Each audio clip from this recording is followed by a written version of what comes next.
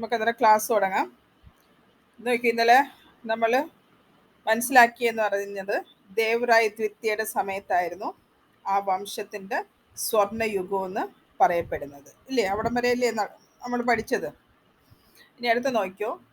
देवराय द्वितीय की मृत्यु के बाद गद्दी के लिए विभिन्न दावेदारों के बीच ഗ്രഹ യുദ്ധ ഫൂട്ട് പട. അന്നേരം ദേവറായ് ദ്വിതീയ മരിച്ചു കഴിഞ്ഞപ്പോഴത്തേക്ക് ഗദ്ദി കേലിയെ എന്ന് വെച്ചാൽ അവർ അവകാശത്തിന് വേണ്ടി വിഭിന്ന ദാവേദാർ, ഒരുപാട് ദാവേദാർ വെച്ചാൽ എന്താ, അതിൻ്റെ അവകാശികൾ തമ്മിൽ എന്തോ ഉണ്ടായി, വീട്ടിൽ തന്നെ കലഹം ഉണ്ടായി.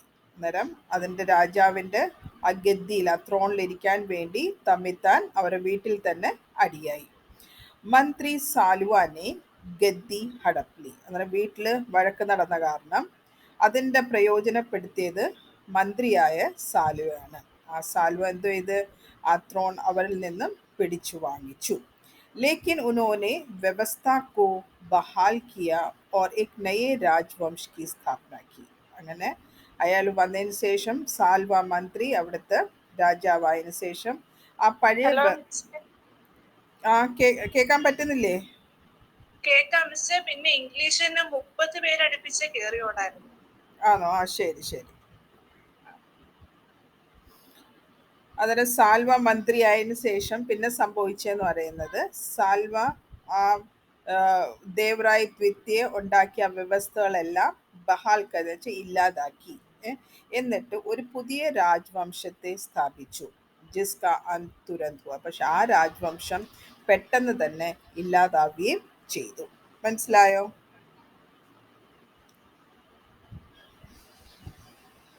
മനസ്സിലായോ?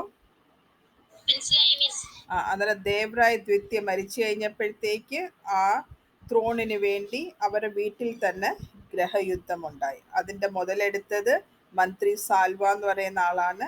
അയാൾ ആ ത്രോൺ കൈക്കലാക്കിയിട്ട് ആ ദേവറായ് ദ്വിതീയ ഉണ്ടാക്കിയ എല്ലാ വ്യവസ്ഥകളും ഇല്ലാതാക്കി. അങ്ങനെ ഒരു പുതിയൊരു രാജവംശം അവിടെ കൊണ്ടുവന്നു. പക്ഷേ അതിൻ്റെ അവസാനം പെട്ടെന്ന് തന്നെ ഉണ്ടായി. അന്തതഃ അവസാനം കൃഷ്ണദേവിനെ ഏക് നയാ രാജവംശ്. അവസാനം അയാൾ ഇത് ചെയ്തതിന് കഴിഞ്ഞിട്ട് കൃഷ്ണദേവ് ഒരു പുതിയ ഒരു രാജവംശം സ്ഥാപിച്ചു. ജിസെ തുലുവ രാജവംശ് കഹത്തെ ഹൈ. അതിനെയാണ് തുലുവ രാജവംശം എന്ന് പറയുന്നത്. അതിൻ്റെ ആരംഭം ആയി. അന്നേരം കൃഷ്ണദേവ് ने एक नया राजवंश की स्थापना की और उस राजवंश का नाम है तुलवा राजवंश. और तुलवा राजवंश उस समय से आरंभ हुआ. कृष्णदेव राय 1509 से 30 ईस्वी तक इस राजवंश का महान राजा था. അന്നേരം ഈ കൃഷ്ണദേവ് റായ് ആണ് ഈ രാജവംശിൻ്റെ, ഏത് രാജവംശിൻ്റെ, ഈ തുലുവ രാജവംശിൻ്റെ ഏറ്റവും മഹാനായ രാജാവ്. മനസ്സിലായോ? അന്നേരം ഇത്രയും കൃഷ്ണദേവ് റായ് ഏത് രാജവംശം ഉണ്ടാക്കിയത്? പുതിയൊരു രാജവംശം ഏതായിരുന്നു അത്? കൃഷ്ണദേവ് റായുടെ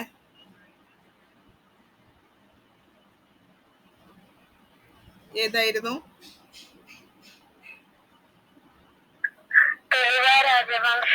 തുലുവ രാജവംശ്. അന്നേരം കൃഷ്ണദേവ് റായ്. ഇനി അടുത്ത കൃഷ്ണദേവ് റായിയെ കുറിച്ച് നമുക്ക് പഠിക്കാം. महाप्रतापी राजा कृष्णदेव राय ने उदात्त भारतीय जीवन मूल्यों पर आधारित एक पराक्रमी और विशाल साम्राज्य की गौरव गाथा लिखकर इतिहास में अपना नाम स्वर्णाक्षरों में अंकित कर लिया. അന്നേരം മഹാപ്രതാപിയായ രാജ കൃഷ്ണദേവ് റായ് അയാൾ എന്താണ് ചെയ്തത്? രാജാവ് ഉദാത്ത് ഭാരതീയ ജീവൻ മൂല്യം പോൽ. ഉദാത്ത് വെച്ചാൽ നല്ല ഐഡിയൽ ആയിട്ടുള്ള നമ്മുടെ ഭാരതീയ ജീവിത മൂല്യങ്ങളെ ബേസ് ചെയ്ത് പരാധാരിത് എക് പരാക്രമി ഓർ വിശാൽ സാമ്രാജ്യക്ക്. അന്നേരം ഒരു നല്ല ഒരു വലിയ വിശാലമായ സാമ്രാജ്യത്തിനെ സ്ഥാപിച്ചു. ജോ ജിസ്കി ഗൗരവ് ഗാഥ ലിഖ് കർ എന്ന് വെച്ചാൽ അതിൻ്റെ ആ ഗൗരവ് അല്ലെങ്കിൽ അതിൻ്റെ ആ ഒരു മേന്മയെക്കുറിച്ച് എഴുതി ഇതിഹാസ് മേ എന്നുവെച്ചാൽ ആ ഹിസ്റ്ററിയിൽ തന്നെ അപ്ന നാം സ്വർണാക്ഷരവുമേ അങ്കിത് കന്നെ, ഹിസ്റ്ററിയിൽ തന്നെ ആ പേര് കൃഷ്ണദേവറായയുടെ പേര് ഏത് ഇതിൽ എഴുതപ്പെട്ട് സ്വർണ്ണാക്ഷരങ്ങളിൽ എഴുതപ്പെട്ട് എന്ന് പറഞ്ഞാൽ അത്രയ്ക്കും മഹാനായിട്ടുള്ള മഹാപ്രതാപിയായിട്ടുള്ള രാജാവായിരുന്നു രാജാ കൃഷ്ണദേവ് റായ്. कृष्णदेव राय ने अपने प्रशासनिक सुधारों में बड़े पैमाने पर राज सत्ता के पारंपरिक भारतीय सिद्धांतों और नियमों का समावेश किया, जिन्हें कौटिल्य, शुक्र, भीष्म और विदुर जैसे मनीषियों ने प्रतिपादित किया था.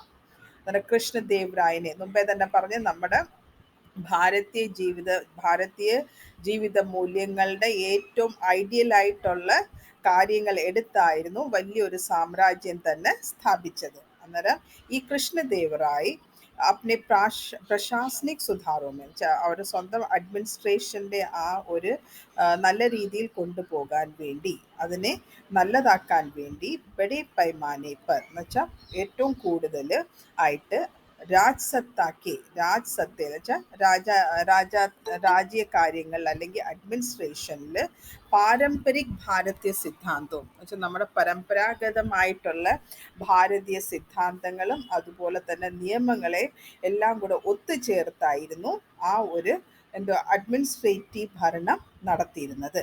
അതിൻ്റെ ആ ഒരു സിദ്ധാന്തവും നിയമവും എന്ന് പറയുന്നത് ആരുടെയൊക്കെയായിരുന്നു? കൗട്ടില്യ അറിയാലോ, ചാണക്യൻ, പിന്നെ ശുക്രാചാര്യരുടെ, അതുപോലെ തന്നെ ഭീഷ്മാചാര്യരുടെ, അതുപോലെ വിദുർ ജൈസെ മനീഷിയോനെ പ്രതിപാദിച്ച ഇവരെല്ലാം പറഞ്ഞ് അനുസരിച്ചായിരുന്നു അഡ്മിനിസ്ട്രേഷൻ നടത്തിയിരുന്നത്. അന്നേരം ഉദാത് ഭാരതീയ ജീവൻ മൂല്യവും पर आधारित ही उन्होंने किसकी सुधार की थी? प्रशासनिक सुधार की, വെച്ചാൽ അഡ്മിനിസ്ട്രേഷനിൽ നല്ലത് വരുത്തിയത്. हालांकि एक महाराजा के तौर पर वे राज्य के मुखिया थे. അന്നേരം ഒരു രാജാവെന്നുള്ള രീതിയിൽ രാജ്യത്തിൻ്റെ മുഖ്യയായിരുന്നു.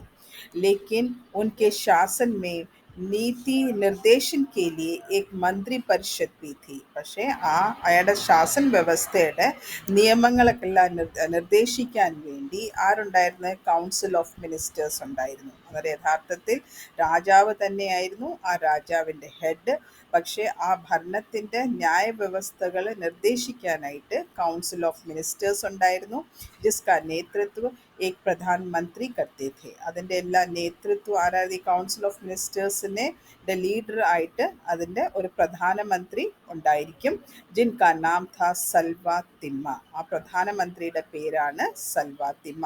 വേണമെങ്കിൽ ഇങ്ങനെയും ചോദ്യം ചോദിക്കാം, കൃഷ്ണദേവ് റായ്ക്ക് പ്രധാനമന്ത്രി കാ നാം ക്യാ ഥാ? അന്നേരം അത് സെൽമ. അന്നേരം രാജാവ് തന്നെയായിരുന്നു അതിൻ്റെ ഹെഡ്. പക്ഷേ ആ അഡ്മിനിസ്ട്രേഷൻ്റെ നിയമവ്യവസ്ഥകൾ നിർദ്ദേശിക്കാനായിട്ട് കൗൺസിൽ ഓഫ് മിനിസ്റ്റേഴ്സ് ഉണ്ടായിരുന്നു. അതിൻ്റെ നേതൃത്വം നൽകിയത് പ്രധാനമന്ത്രിയായിരുന്നു. ആ പ്രധാനമന്ത്രിയുടെ പേരായിരുന്നു സൽവാ തിമ്മ. ഇസ് രാജ്യ കി രാജധാനി ഹംപി ഥി. അന്നേരം കൃഷ്ണദേവ് റായുടെ രാജധാനി അല്ലെങ്കിൽ ക്യാപിറ്റൽ ആയിരുന്നു ഹംപി എന്ന് പറയുന്ന സ്ഥലം. ഇതെല്ലാം ഇമ്പോർട്ടൻ്റ് ആണ്. ഈ ഹംപി എന്ന് പറയുന്ന സ്ഥലമാണ് കൃഷ്ണദേവ് റായുടെ ക്യാപിറ്റൽ. मदुरई से कटक तक के सभी किले हिंदू साम्राज्य में आ गए थे. അന്നേരം മധുര തൊട്ട് കട്ടക് എന്നുള്ള എല്ലാ ഫോർട്ടുകളും ആരുടെ അധീനതയിൽ വന്ന്? ഹിന്ദു സാമ്രാജ്യത്തിൻ്റെ അധീനതയിൽ വന്ന്. പശ്ചിമി തട്ട് पर भी കാലിക്കറ്റ് से ഗുജറാത്ത് तक के രാജാഗൺ കൃഷ്ണദേവ് റായ്ക്കോ കർ ദേത്തെ थे. അതുപോലെ തന്നെ പശ്ചിമി തട്ടിലായാലും പിന്നെ കാലിക്കറ്റ് തൊട്ട് ഗുജറാത്തിൻ്റെ വരെ അവിടുത്തെ രാജാക്കന്മാർ പോലും കൃഷ്ണദേവ് റായ്ക്ക് അല്ലെങ്കിൽ ടാക്സ് കൊടുക്കുമായിരുന്നു. ഇത്രയും മനസ്സിലായോ?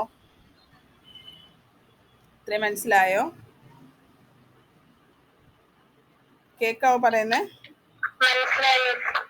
कृष्णदेव राय ऐसे महान राजा थे जिनकी मुख्य साहित्यिक रचना തെലുഗു ഭാഷ में रचित थी. അന്നേരം കൃഷ്ണദേവ് റായ് ഒരു മഹാനായിട്ടുള്ള രാജാവായിരുന്നു. അയാളുടെ മുഖ്യ സാഹിത്യിക് രചന, അയാളുടെ മുഖ്യ ലിറ്റററി കളക്ഷൻ എന്ന് പറയുന്നത് ഏത് ഭാഷയിലായിരുന്നു എഴുതിയത്? തെലുഗു ഭാഷയിലായിരുന്നു എഴുതിയിരുന്നത്. കൃഷ്ണദേവ് റായ് തെലുഗു സാഹിത്യക്ക് മഹാൻ വിദ്വാൻ थे. അന്നേരം കൃഷ്ണദേവ് റായ് ഏത് സാഹിത്യത്തിലായിരുന്നു സ്കോളറായിട്ടിരുന്നത്? തെലുഗു സാഹിത്യത്തിൽ.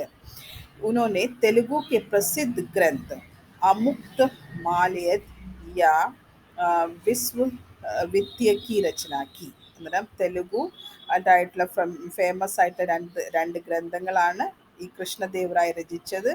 അമുക്ത് മാലേതും അതുപോലെ തന്നെ വിശ്വ വിദ്യയും. ഈ രണ്ട് രചനകളും അത് ഇമ്പോർട്ടൻ്റ് ഒരു മാർക്കിന് ചോദിക്കാം. അന്നേരം കൃഷ്ണദേവറായ ഏത് ഭാഷയിലാണ് രചനകൾ എഴുതിയിട്ടുള്ളത്? ഏത് ഭാഷയിലാണ് രചനകൾ എഴുതിയിട്ടുള്ളത്? തെലുഗു ഭാഷ. അന്നേരം തെലുഗു ഭാഷയുടെ ഫേമസ് ആയിട്ടുള്ള രണ്ട് ഗ്രന്ഥങ്ങളുണ്ട്. അതിൻ്റെ പേരും അവർ തന്നിട്ടുണ്ട്. ഇതെല്ലാം ഇമ്പോർട്ടൻ്റ് ആണ്, അതെല്ലാം നോക്കണം. അന്നേരം കൃഷ്ണദേവറായ എന്ന് പറയുന്നത് ഏത് രാജവംശം സ്ഥാപിച്ചാണ്?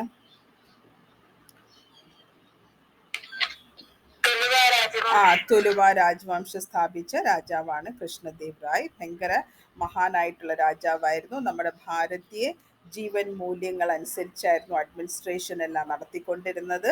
അതിനകത്ത് ഈ കൗട്ടില്യ, ശുക്ര, ഭീഷ്മ, വിദുർ ഇവരുടെ എല്ലാം സിദ്ധാന്തങ്ങൾ ഉൾക്കൊണ്ടുകൊണ്ടായിരുന്നു എല്ലാ അഡ്മിനിസ്ട്രേഷനും നടത്തിക്കൊണ്ടിരുന്നത്. അതുപോലെ തന്നെ രാജാവായിരുന്നു അവിടുത്തെ ഏറ്റവും മെയിൻ ആയിട്ടുള്ള ഹെഡ്. പക്ഷേ അവിടുത്തെ നിയമവ്യവസ്ഥകൾ പാലിക്കാനായിട്ട് ഒരു കൗൺസിൽ അല്ലെങ്കിൽ അതിൻ്റെ നിർദ്ദേശങ്ങൾ കൊടുക്കാനായിട്ട് കൗൺസിൽ ഓഫ് മിനിസ്റ്റേഴ്സ് ഉണ്ടായിരുന്നു. അതിൻ്റെ നേതൃത്വം കൊടുത്തിരുന്നത് പ്രധാനമന്ത്രിയായിരുന്നു. ആ പ്രധാനമന്ത്രിയുടെ പേരായിരുന്നു സൽവ തിമ്മ, അല്ലേ? അതുപോലെ തന്നെ അതിൻ്റെ ക്യാപിറ്റൽ സിറ്റിയുടെ പേരാണ് ഹംപി.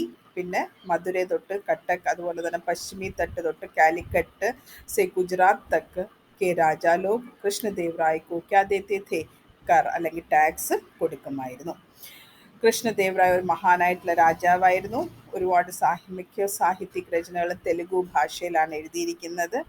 അതുപോലെ തന്നെ തെലുഗു ഭാഷയിൽ വലിയൊരു സ്കോളറായിരുന്നു കൃഷ്ണദേവറായ്. उन्होंने तेलुगु के प्रसिद्ध ग्रंथ अमुक्तमालेद या विश्व विद्या की रचना की.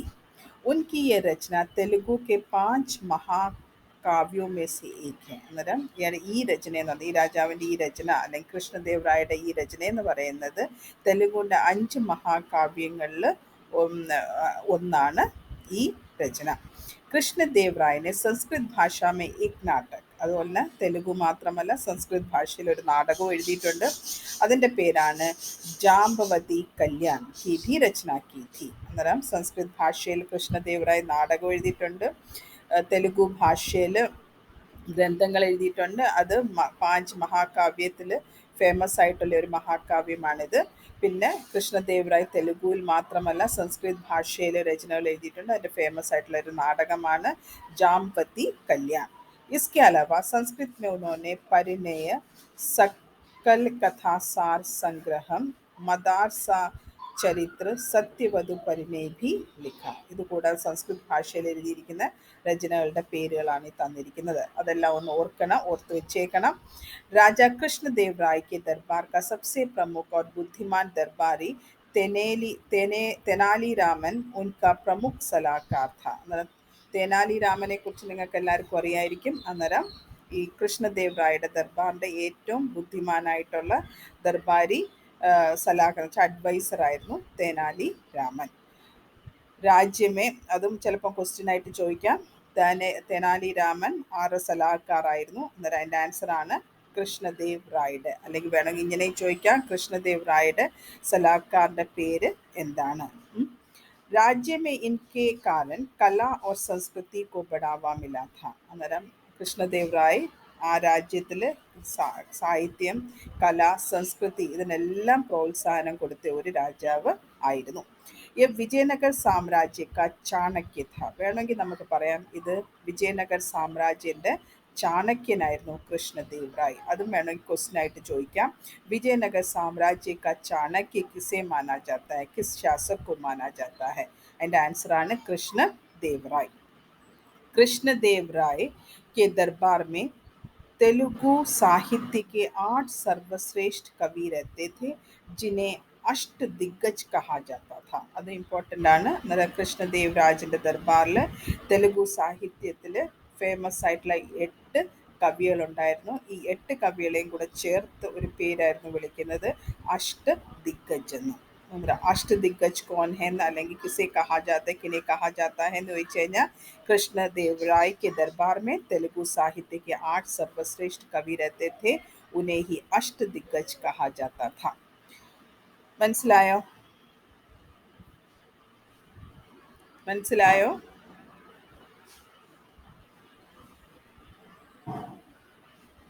കേക്കാവോ പറയുന്നേ? കേൾക്കാം മിസ്. മനസ്സിലായോ ഇത്രയും പഠിപ്പിച്ചത്? മനസ്സിലായി മിസ്. यानी कृष्णदेव राय के राज्य में आंतरिक शांति होने के कारण प्रजा में സാഹിത്യ സംഗീത് और कला को പ്രോത്സാഹനം मिला. അതുപോലെ തന്നെ കൃഷ്ണദേവരായയുടെ രാജ്യത്തിൽ ആന്തരികമായിട്ട് എന്ത് സമാധാനവും ശാന്തിയും എല്ലാമായിരുന്നു. അത് കാരണം പ്രജകൾക്ക് സന്തോഷത്തോടു കൂടി സാഹിത്യമായാലും സംഗീതമായാലും കലയ്ക്കായാലും പ്രോത്സാഹനം കിട്ടിക്കൊണ്ടേ ഇരുന്നു. जनता भी സ്വതന്ത്രता से ജീവൻ യാപൻ करती थी. അതുപോലെ തന്നെ ജനങ്ങൾക്ക് പേടി ഭയമൊന്നുമില്ലായിരുന്നു. അവർ എല്ലാ സ്വാതന്ത്ര്യത്തോടു കൂടിയും അവരുടെ ജീവിതം നയിക്കുമായിരുന്നു. ജിസ്കെ കാരൻ കുച്ച് ലോഗ് വിലാസി ബി ഹോ ഗए थे. അത് കാരണം ഒരുപാട് ആൾക്കാർ അവരുടെ സ്വഭാവം ലേസിയുമായി അല്ലെങ്കിൽ വിലാസികളും ആയി മാറി. അത്യധിക് സ്വതന്ത്രത കാ ജനത ने खूब लाभ उठाया. അന്നേരം ഒരുപാട് വെറുതെ ഉള്ളതെന്ന് വെച്ചാൽ ഭയങ്കരമായിട്ട് ഓവറായിട്ടുള്ള സ്വാതന്ത്ര്യം കാരണം അതിൻ്റെ ആ ഒരു പ്രയോജനവും അവിടുത്തുള്ള ജനങ്ങൾ എടുത്തു. कृष्णदेव राय की उपलब्धि उन्हें महान सम्राटों चंद्रगुप्त, अशोक एवं हर्षवर्धन के समकक्ष खड़ा करती है. मतलब कृष्णदेव रायയുടെ ഈ ഒരു നേട്ടം ഉപലബ്ധി ഈ നേട്ടം ഉന്നെ കിസ്കെ സമൂഹ അല്ലെങ്കിൽ ആരുടെ കൂടെയാണ് നിർത്തുന്നത്? ആരുടെ കൂടെ ഈ കൃഷ്ണദേവ് രായയുടെയും കൂടെ പേര് വരുന്നുണ്ട്? മഹാനായ ചന്ദ്രഗുപ്ത്, അശോക് സമ്രാട്ട്, അതുപോലെ ഹർഷവർദ്ധൻ പോലത്തുള്ള രാജാവിൻ്റെ കൂടെ ആരുടെ പേരും കൂടെ ഉണ്ട്? കൃഷ്ണദേവ് രായയുടെ പേരും കൂടെ വരുന്നുണ്ട്. कृष्णदेव राय ने थोड़े गए या खंडहर में बदल चुके प्राचीन मंदिरों का जीर्णोद्धार किया. അതുപോലെ തന്നെ കൃഷ്ണദേവ് റായ് ഈ കുറേ ആൾക്കാർ ഇവിടെ വന്ന് യുദ്ധം ചെയ്ത് ഇവിടുത്തെ അമ്പലങ്ങളെല്ലാം നശിപ്പിക്കുകയും അതിനെല്ലാം അവശിഷ്ടങ്ങളാക്കി മാറ്റി. അവിടെയെല്ലാം ആ കണ്ടഹർ അല്ല അവശിഷ്ടങ്ങളെല്ലാം എന്തുവാക്കി മാറ്റി? പഴയ അമ്പലങ്ങളെല്ലാം നശിച്ചു കിടന്നതിനെയെല്ലാം അതിനെ രണ്ടാമതും അമ്പലം ആയിട്ട് പണിയിപ്പിച്ചു. രാജ് ഗോപുരം, രാമേശ്വരം, രാജ് മഹേന്ദ്രപുരം, അനന്ത്പൂർ ആദി തക് അനേക് മന്ദിർ ബൻവായ. അന്നേരം ഏതെല്ലാം അമ്പലങ്ങളാണ്? രാജഗോപുരം, അതുപോലെ രാമേശ്വര അമ്പലവും ഈ കൃഷ്ണദേവ് രായയുടെ സമയത്താണ് ഉണ്ടാക്കിച്ചത്. പിന്നെ രാജ് മഹേന്ദ്രപുരം, അനന്തപുരം തക് അനേക് മന്ദിർ ഉन्होंने बनवाए थे. പുർത്തഗാലിയോ സെ ഉനോനെ സംബന്ധ് ബനായി രഖ. അതുപോലെ തന്നെ പോർച്ചുഗീസുമായിട്ട് നല്ല ബന്ധം സ്ഥാപിച്ചിരുന്നു. ഉൻസെ രക്ഷ ഓർ വ്യാപാർ മേ സഹयोग പ്രാപ്ത് കിയ ഓർ ദിയ. അവരുടെ അടുത്ത് ഓരോ കാര്യങ്ങൾക്ക് വേണ്ടിയും അതുപോലെ എന്താ പറയുന്നത് വ്യാപാറിന് വേണ്ടിയും ഇവരുടെ യുദ്ധത്തിന് സഹായിക്കാൻ വേണ്ടിയെല്ലാം ഇവരിൽ നിന്ന് സഹായം മേടിക്കുകയും അതുപോലെ തന്നെ അവർക്ക് സഹായം കൊടുക്കുകയും ചെയ്തു. ഉനോനെ തുംഗ്ബർദ പർ ബഡ ബാന്ധ് തയ്യാർ കിയാ ഥാ. തുംഗ്ബർദയിൽ വലിയൊരു ഡാമും കെട്ടി. പിന്നെ നെഹർ എന്ന് വെച്ചാൽ കനാൽ, നെഹർ കാ നിർമ്മാൺ കർവായ. അതുപോലെ കനാലും ഒക്കെ ഉണ്ടാക്കിച്ചു. ഖുദ് ധാർമ്മിക് और വിഷ്ണു ഭക്ത് ഹോനെ കെ കാരൻ മന്ദിർ കലാക്കോ പ്രോത്സാഹൻ ദിയ. സ്വന്തമായിട്ട് ഭയങ്കര റിലീജിയസ് ആയിട്ടുള്ള വ്യക്തിയായിരുന്നു, അതുപോലെ തന്നെ വിഷ്ണു ഭക്തനായിരുന്നു. അതുകൊണ്ട് മന്ദിർ ഉണ്ടാക്കാനും അതിനകത്ത് കലാരൂപങ്ങളൊക്കെ ഉണ്ടാക്കാനും ഒരുപാട് പ്രോത്സാഹനം കൊടുത്ത ഒരു രാജാവായിരുന്നു കൃഷ്ണദേവ് റായ്.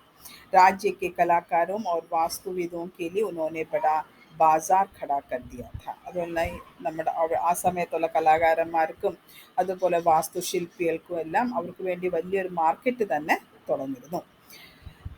बरबोसा, पायस और न्यूनिस जैसे विदेशी यात्रियों ने उनके श्रेष्ठ प्रशासन और उनके शासनकाल में साम्राज्य की समृद्धि की चर्चा की है. അന്നേരം ആ സമയത്തുള്ള വിദേശി യാത്രികളാണ് കൃഷ്ണദേവ് റായയുടെ സമയത്തുള്ള വ്യവസ്ഥയെക്കുറിച്ചും അതുപോലെ തന്നെ മഹാനായിട്ടുള്ള രാജാവാണെന്നുള്ള രീതിയിലെല്ലാം വർണ്ണിച്ചിരിക്കുന്ന കാര്യങ്ങൾ വർണ്ണിച്ചിരിക്കുന്നത്. അന്നേരം 3 പേരെ വിദേശി യാത്രികളുടെ പേരാണ് പറഞ്ഞിരിക്കുന്നത്: ബർബോസ, പായസ് ഓർ ന്യൂനിസ്.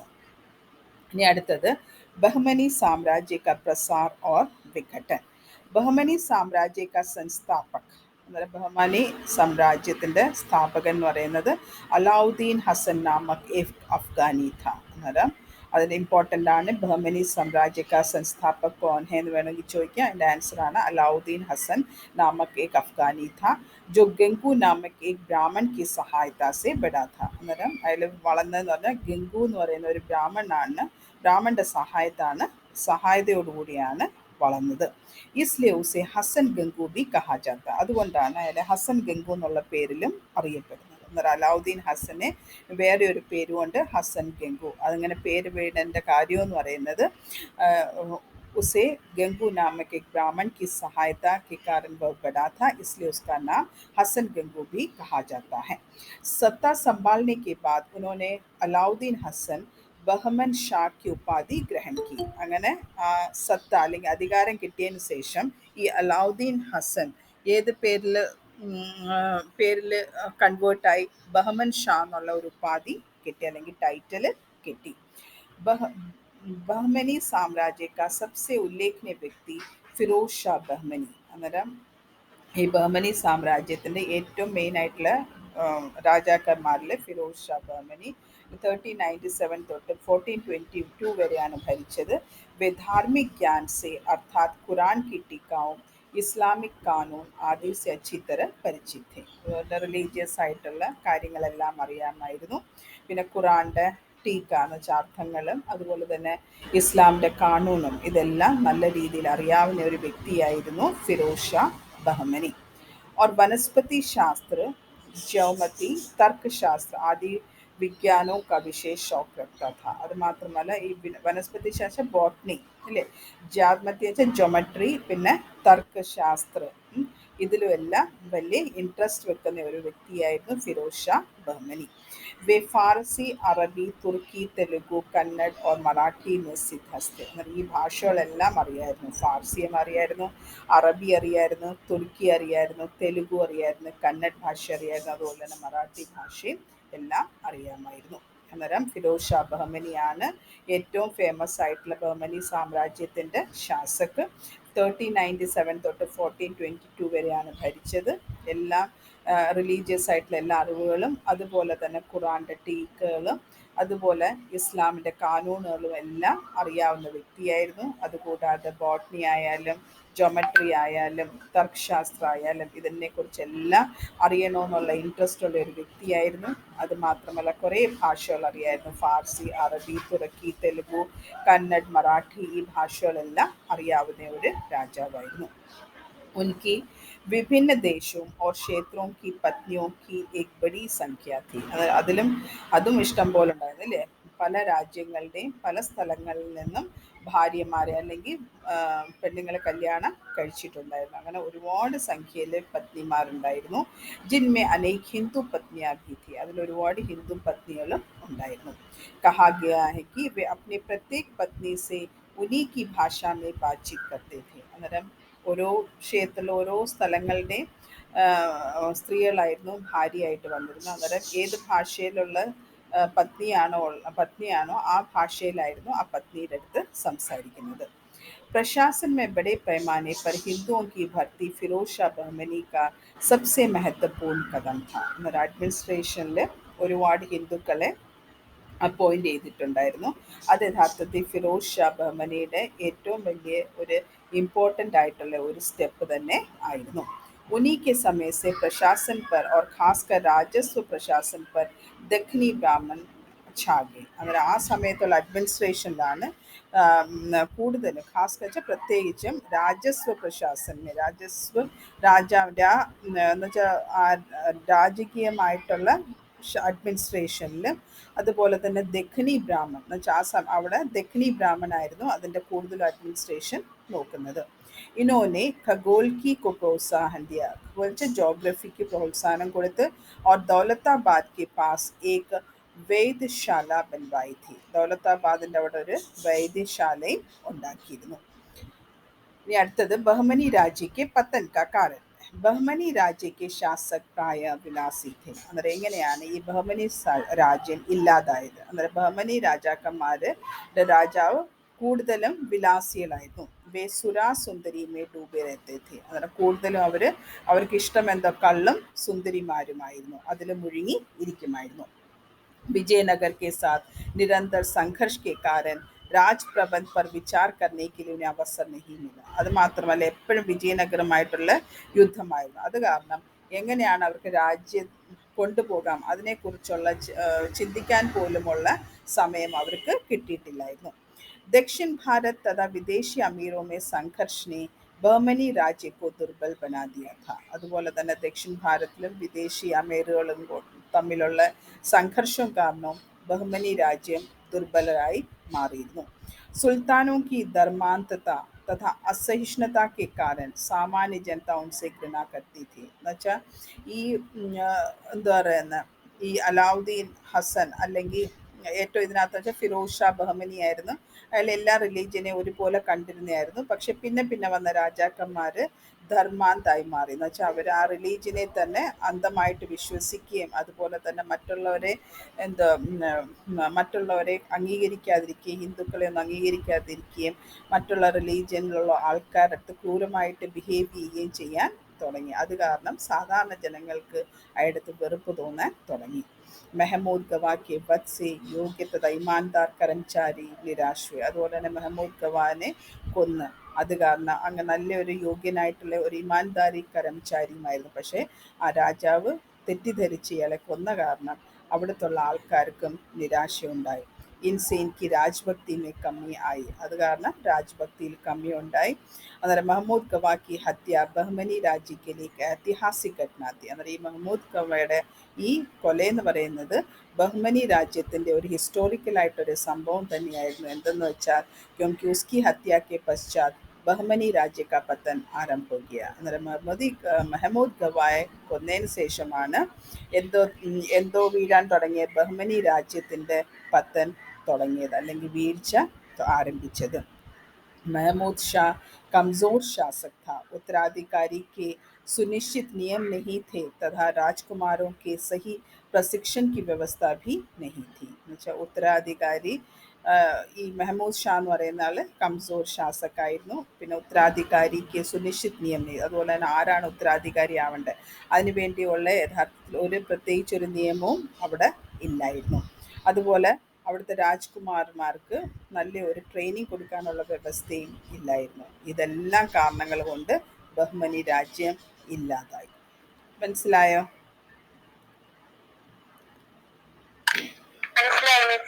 അന്നേരം ആ ലെസൺ തീർന്നു. അന്നേരം ഇത് വായിച്ച് നോക്കണം. നാളെ നിങ്ങൾ കോളേജിൽ വരുമല്ലേ?